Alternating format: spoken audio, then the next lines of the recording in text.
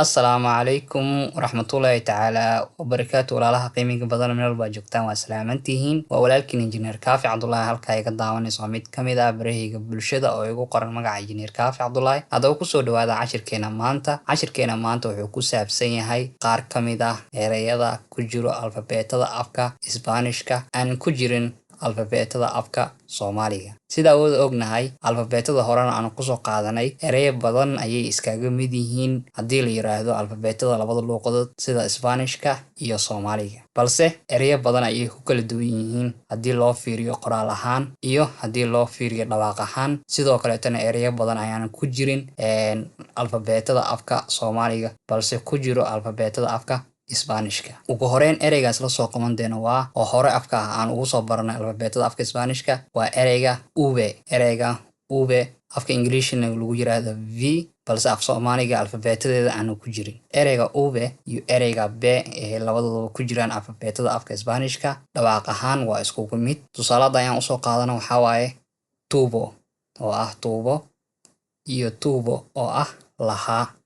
waxa hore u lahayd oo kaleeto marka labadaas erey dhawaaq ahaan waa isku mid oo aad aragtid labadooda u akhri ereyga ba oo af Soomaaliga ku jiro sidoo kale ereyga labaad aan soo qaadanayna waa ereyga loo yaqaano se ereyga se af Soomaali ahaan dhawaaqeeda waa a laakiin afka Isbaanishka markii la joogo waxa loogu dhawaaqayaa se balse isla sidaas oo kaleeto marka afka Isbaanishka la joogo ereygan se wuxuu u baxaa saddex qaybood ugu horeyn wuxuu noqdaa ka marna wuxuu noqdaa se marna wuxuu noqdaa ja ugu horeyn hadda ku hormarno markuu noqdo ka ko iyo ku a iyo a markii israacaan waxa loo akhrinayaa ka a iyo o markii israacaan waxa loo akhrinayaa ko a iyo u markii israacaan waxa loo akhrinayaa ku waa ka ko ku sidoo kaleeto markii israacaan a iyo e markii israacaan waxa loo akhrin doonaa se a iyo e markii israacaan waxa loo akhrin doonaa si ugu horeyn marka hadda tusaalooyin ka bixino a iyo a markii israacaan waxaa tusaale u soo qaadanayna ka loogu dhawaaqayo kaasa oo ah guri a iyo o markii israacaan loogu akhrinayo ko waxaan u soo qaadanaynaa comida waa cunto a iyo u markii israacaan ayadana tusaale waxaan u soo qaadanaynaa cuervo oo ah jir ama kor okay a iyo e markii israacaan waxaan tusaale u soo qaadan doonaa cerca waa dhow ama wax ku dhow oo kaleeto ayaa la yiraahdaa a iyo e markaan soo qaadano oo ayadana loo akhrino si loo akhriyo waxaan u soo qaadanaynaa sita oo ah balan okay midka saddexaad oo qaadanayna waxay tahay waa ja a iyo ha markii israacaan waxa loo akhrinayaa ja ayaa loo akhrinayaa tusaale oo kaleeto ojo waa nambarka sideedaad ee afka Isbaanishka ama af Soomaali lagu yiraahdaa sideed afka Isbaanishkana waxaa lagu yiraahdaa ojo tusaaladan hadda kasii bixino leche ayadana waa caano iyo Chile oo ah wadanka Chile okay ereygeena saddexaad ama alfabeetada saddexaad aan soo qaadanayno waa khe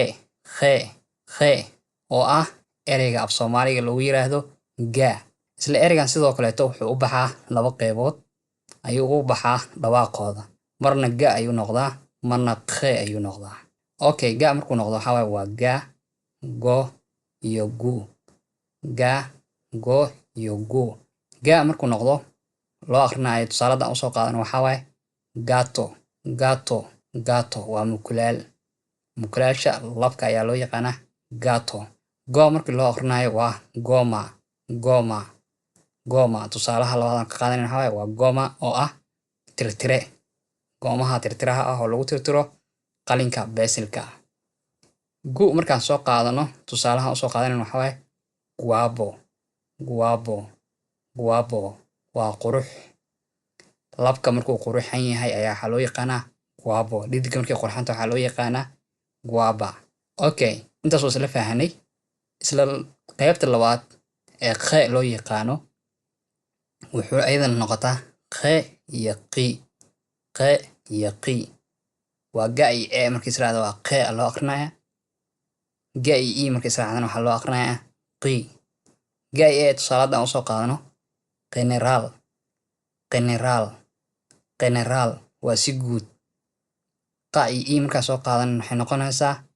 gimnasio. gimnasio gimnasio ayadana waa gym. halkaasna waxaa u baxnay ereyga qe laakiin af Soomaali lagu yiraahdo ga. ereyga kale aan soo qaadanayno waxaa waaye ha ama ache af Soomaali af Isbaanishka lagu yiraahdo. af Soomaalina waxaa lagu yiraahdaa ha, laakiin afka Isbaanishka waxaa lagu yiraahdaa ache. ha afka Isbaanishka markii la joogo laguma dhawaaqayo. meel walba aad ku jirtid ereyga ku xigo ayaa kasii bilaawaysaa akhriskeeda. haddii dhexda ku jirto waa ka saaraysaa, haddii bilaawatana waa ka saaraysaa, haddii u dambeysana ay xaraf i raacsan tahayna oo xarafkaas u dambeeyo kuley wax i raacdaa oo ja waay, laakiinse si guud erey kaleeto kuma xiriirsanto aan ahayn caadaas aan ahayn. marka haddaa ha meel ku aragtid ka saar. tusaale oo kaleeto hola ma akhrinaysid haada sida u qoranta waa hola, laakiin waxaa leedahay ola ola ola. erey kale aan soo qaadanay waxaa waaye Honduras. Honduras Honduras oo haada ma soo qaadanaysid oo ma dhehaysid Honduras ma dhehaysid. Honduras aa leedahay Honduras Honduras. okay erey kale aan qaadanay waxaa waaye ahora. ahora ahora haada dhexdeeda ku jirtaa waa laga saaray a iyo oda la isku qabtay waxaa la dhahay ahora. ereyga kaleeta aan tusaale usoo qaadanayn waxaa waaye humano. humano humano waxaa waaye humano ma dhehaysid haada kuma dhawaaqayso waxaa leedahay humano ayadana waa dad. ahora waa hadda, hola waa salaanta, Hondurasna waa wadanka. ereyga kale aan soo qaadanayn waxaa waaye haddii israacdo labo la oo afka Isbaanishkana lagu yiraahdo eye ama doble elle laba la oo israacdo afka Isbaanishka markii la yiraahdo waxaa u akhrinaysaa ya ayaa u akhrinaysaa ya ayaa u akhrinaysaa laba la haddii israacdo. tusaale oo kaleeto ella waa ayada.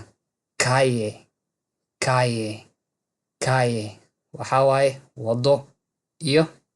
yenar oo ah buuxid wax la buuxinayo. ereyga kale aan soo qaadanayna waa ku af Soomaali ahaan waxaa lagu dhahaa qa ayaa lagu dhahaa, laakiin afka Isbaanishka markii la joogo waxaa lagu dhahaa ku hadda tusaale kasoo qaadano waa keedar oo joogitaan ah iyo 15 oo 15 ah. ku iyo u markay israacdo waxaa lagu dhawaaqayaa ka ayaa lagu dhawaaqaa, waxaana soo raaca oo keliya e iyo i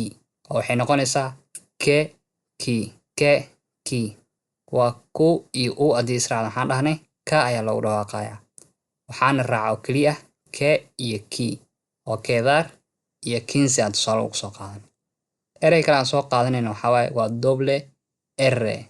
doble r laba ra tusaalooyinka kasoo qaadanayna waxaa waaye waa berro oo ah eyga labka ah iyo carro oo ah baabuur. corro oo ah waan ordaya ama qof ordaayo oo asaga iska hadlaayo oo ah shaqsi asaga markaas iska hadlaayo oo dhahayo waan ordaya. ereyga kale aan soo qaadanayna waa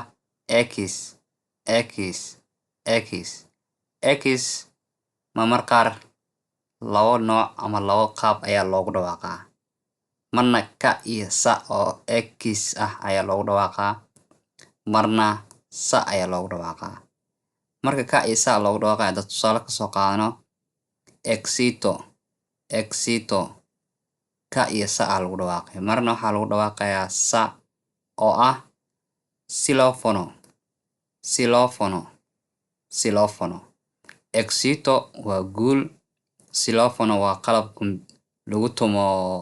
muusikada iyo waxyaalahaas lagu tumayo waxaa loo yaqaanaa silofono. erey kale aan soo qaadanayna waa ye ama